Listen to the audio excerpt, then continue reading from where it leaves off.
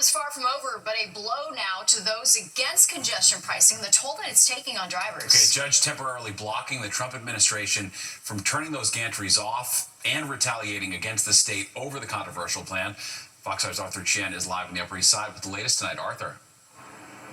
Yeah, that's the crucial part of it. There are two pieces in the judge's decision today. Not only did he block the Trump administration from forcing New York to shut congestion pricing down, but he also prohibits the Trump administration from taking punitive measures and punishing New York for not listening to him by cutting funding for transportation infrastructure projects, a move that would hurt drivers. Now, we have reaction tonight from both the MTA as well as an anti-congestion pricing group.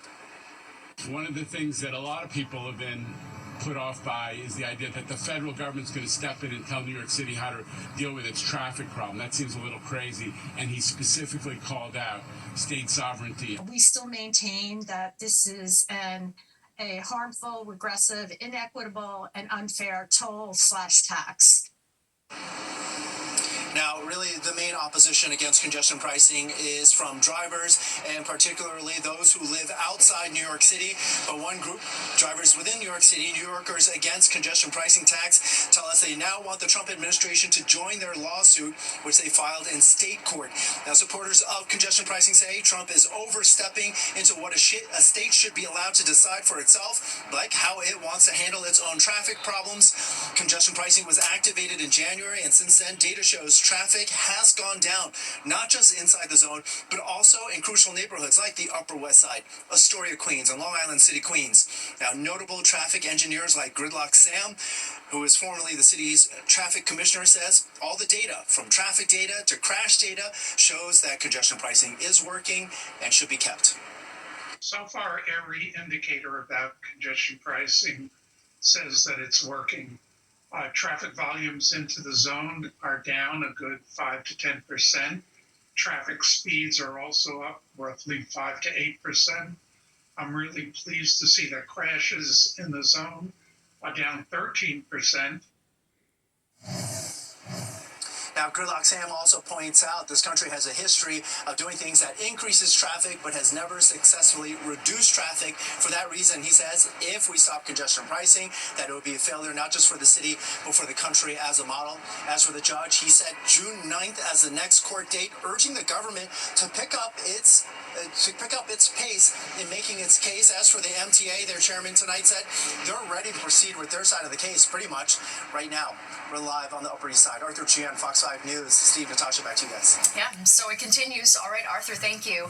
Turning to the weather now as we take a live look outside. It's dry right now, but that's all about to change. All right, there's the threat of rain in the forecast for the next few days. Chief Meteorologist Nick Gregory joins us now with the timeline, Nick. SpaceX launching another Starship rocket. The two previous rockets exploded. This one looked good until it entered the orbit. Apparently there was a leak in the fuel tank, causing it to spin out of control. SpaceX confirming it broke apart as it tried to re-enter the Earth's atmosphere. They also say they lost contact with it at around 8:30 tonight. Pretty spectacular video. Wow. Well, Health Secretary Robert F. Kennedy Jr. says COVID-19 vaccines are no longer recommended for healthy kids and pregnant women. In a video posted on X, Kennedy said the COVID shot has been removed from the CDC's recommended immunization schedule for both groups and claimed there's a lack of clinical data to support repeat boosters. No one from the CDC appeared in the video. Some doctors and public health leaders have expressed concerns about that change. The Trump administration is directing federal agencies to cancel all remaining contracts with Harvard University. The government has already canceled more than $2 billion in federal research grants and is trying to keep Harvard from enrolling foreign students. Harvard has filed lawsuits in response. This latest move would cost the school about $100 million. The administration has accused Harvard of being a hotbed of anti-Semitism, but the university has pushed back against those claims, accusing the government of violating its First Amendment rights. King Charles III reinforcing Canada's independence today as he made a rare speech before the country's parliament. His address comes as President Trump continues to talk about annexing Canada as the 51st state. King Charles, who formerly serves as Canada's head of state, also addressed the ongoing tariff war with the U.S., and he gave a blunt assessment of the current global affairs, saying the world has not been this dangerous since World War II. Many Canadians are feeling anxious and worried about the drastically changing world around them. Yet this moment is also an incredible opportunity. The U.S. ambassador to Canada criticized the Canadian government, claiming it shouldn't be using the king to send a message to President Trump. Developing out of Connecticut, a mass shooting at the Brass Mill Center Mall in Waterbury.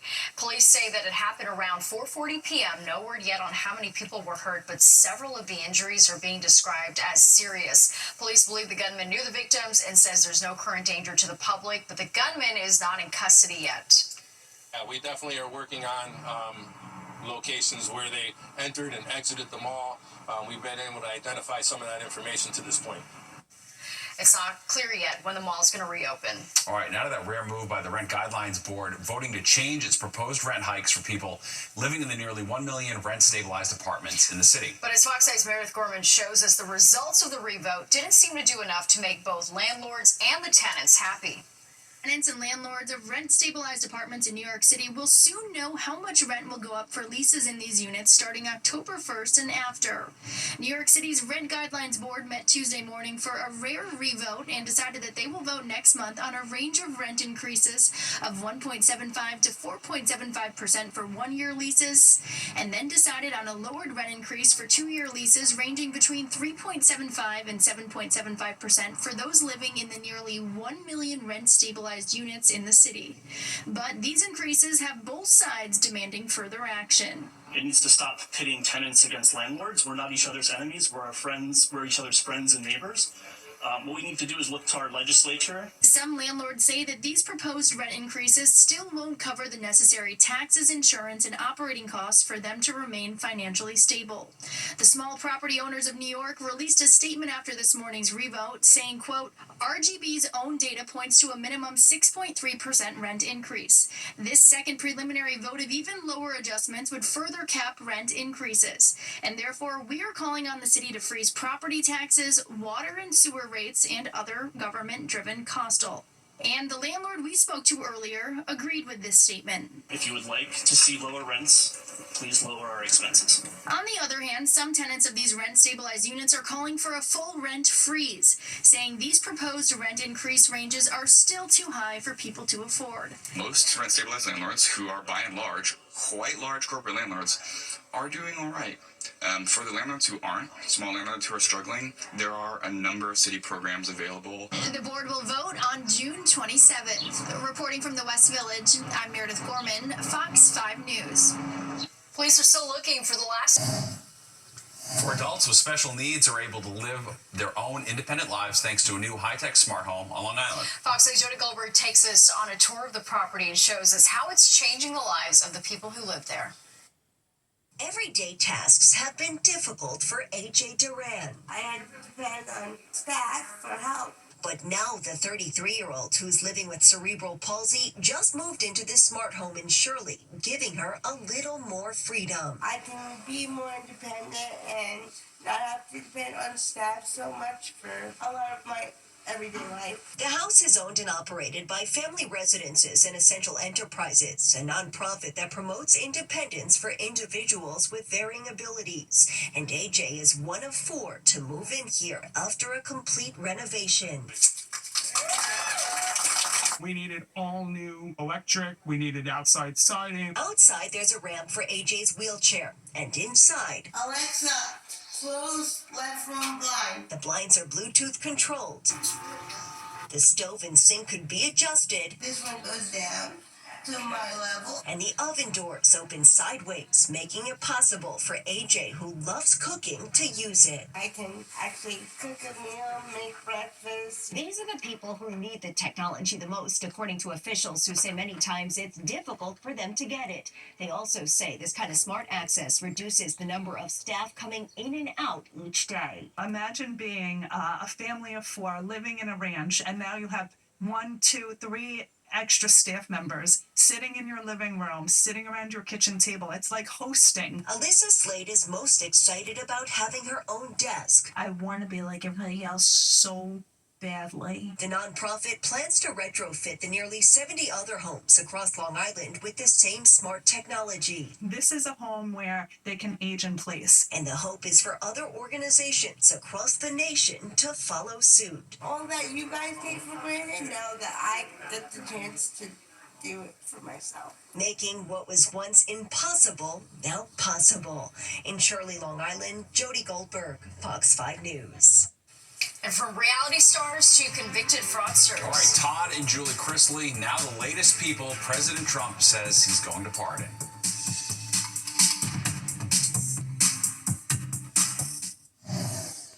You're watching the 10 o'clock news.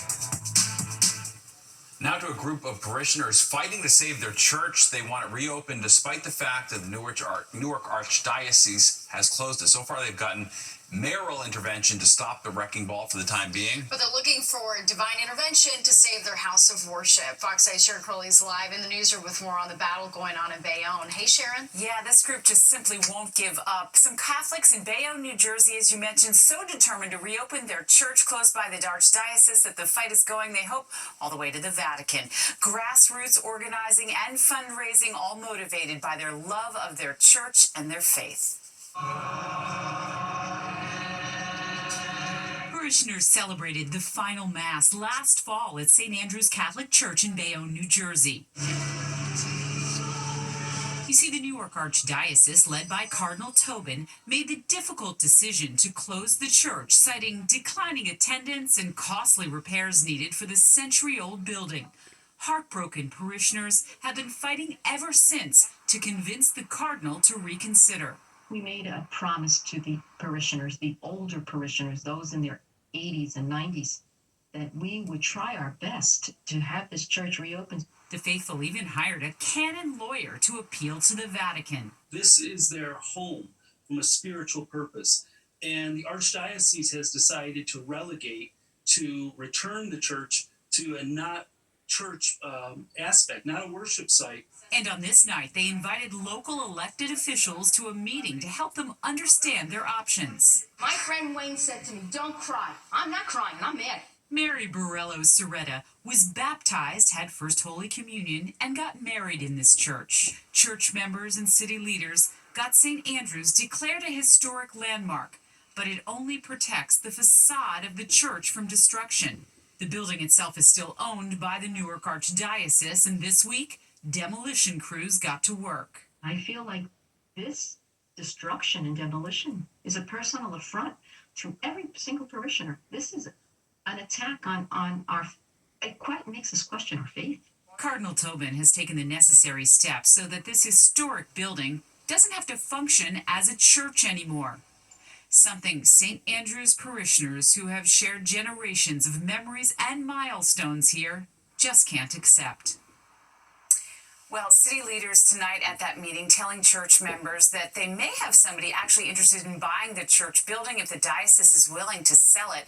They suggested that neighbors maybe try to raise money to create a museum on the site for their generations of sacred memories. But these parishioners in this close-knit community, Steve, are hoping the new pope overrules the cardinal and gives their church a second chance. Now, I did reach out to Cardinal Tobin, and we await his response, and we'll bring it to you when we get it. Very well. All right. Thanks, Sharon. Olympic gold medalist Mary Lou Retton faces charges of driving under the influence. According to police in her hometown of Fairmont, West Virginia, she was pulled over on Saturday, May 17th, after reports of a Porsche driving erratically. She allegedly was slurring her words and failed the sobriety test. She was released from custody after paying a $1,500 bond. Retton was just 16 years old when she became the first American female gymnast to win the all-around at the 1984 LA Olympics. And President Trump says he's going to pardon reality TV stars Julie and Todd Chrisley. Their show, Chrisley Knows Best, ran for 10 seasons from 2014 to 2023. The couple is currently serving prison sentences for tax evasion and bank fraud, but their lawyers say that the Chrisleys were targeted for their conservative beliefs. Well, there are 3 casino licenses up for grabs in downstate New York, and the competition to get them is fierce. All right, but tonight it looks like Mets owner Steve Cohen is one step closer to having his dream of a casino next to Citi Field become reality. Fox 5 Jessica Formoso has more on the vote that just happened in the state Senate. Ayes 54, nays 5. The bill's passed. The New York State Senate voting Tuesday 54-5, allowing the use of state parkland surrounding Citi Field to be redeveloped. This move paves the way for billionaire Mets owner Steve Cohen to advance his proposal for the $8 billion metropolitan project, which would include a casino, hotel, community space, and a 25-acre park in the 50 acres of parking lots in and around Citi Field. It's necessary in order for them to even submit their application to the Gaming Commission for one of the casino licenses. Trying to get one of the 3 casino licenses that are up for grabs in New York has been an uphill battle for Cohen. Casinos may bring lights, but they also bring shadows. They extract wealth from working class communities. They prey on addiction. Senator Jessica Ramos, whose district includes much of the area surrounding Citi Field, is against a casino being built in her district. But after decades of public neglect, it feels like the first serious proposal on the table is a casino. That is not the kind of development that my community deserves. This is not just about a casino, it's about a tremendous amount of benefits that the public would gain from thousands of jobs, good paying jobs with a preference for local residents, to $1 billion worth of new infrastructure. The bill now heads to Governor Hochul. If the governor does sign it, the next step would be for Steve Cohen to submit his formal proposal to the New York State Gaming Commission. They have to submit this by the end of June. And then by the end of this year, in December, the Gaming Commission will decide the merits of all the proposals and choose 3 proposals that would win one of the gaming licenses each. Cohen putting out a statement saying, quote, "We are one step closer. This is just the start, and we are committed to working closely with the community and fans every step of the way." At Citi Field, I'm Jessica Formoso, Fox 5 News. Well, here's a question for you. Would you rather be bored or broke? A new study revealing whether Gen Z wants to take that first job in pricey New York and be broke, or go elsewhere and be bored but have a little bit of money. And the comeback kids hoping to get another win on the road. We're watching Game 4 of the Eastern Conference Finals with fans at MSG.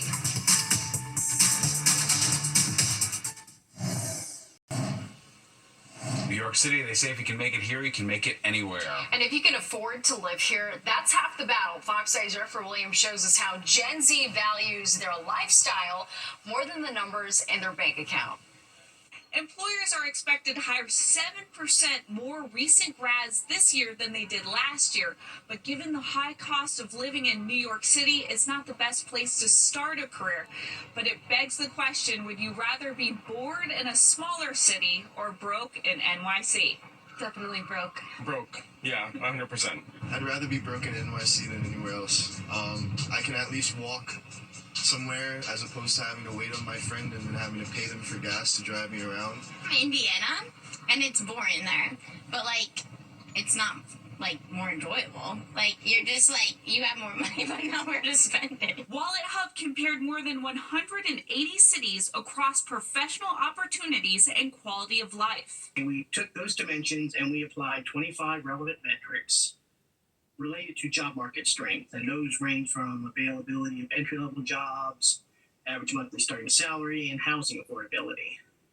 And what we found, out of 102 cities, New York City ranked 179. These metrics were scored on a 100-point scale that was eventually used to determine a city's weighted average.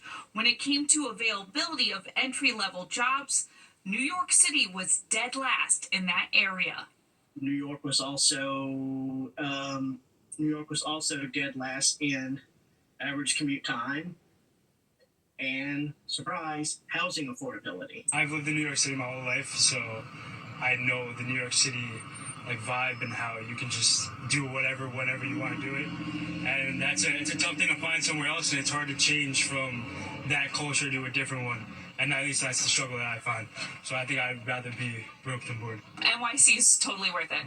Yes. In the East Village, Jennifer Williams, Fox 5 News. Yeah, it's an interesting question. I mean, of course, just because you start broke doesn't mean that's how you have to end. So I think that's why you have to be in New York City to get the most opportunity here. Saving money was not part of anyone's equation. It's no one mentioned that once. Money in the burbs. I don't know where to spend it. Nowhere to spend it. Indeed. Good point, Natasha. All right, well, back to the big sports story tonight. Knicks Pacers Eastern Conference Finals, Game 4. We're going to take you back out live to the watch party at MSG. All right, and swimming his way to the record books, meet the man who is now the first to swim all the way around an island paradise. Memorial Museum in Lower Manhattan now offering free field trips for students in the tri-state. A new public-private initiative is for students in grades 3 through 12 in New Jersey, Connecticut, and New York. It's for in-person and virtual field trips as well as self-guided school visits. For more info, you can go to 911memorial.org. And there's more at 10 o'clock news straight ahead. We'll be right back.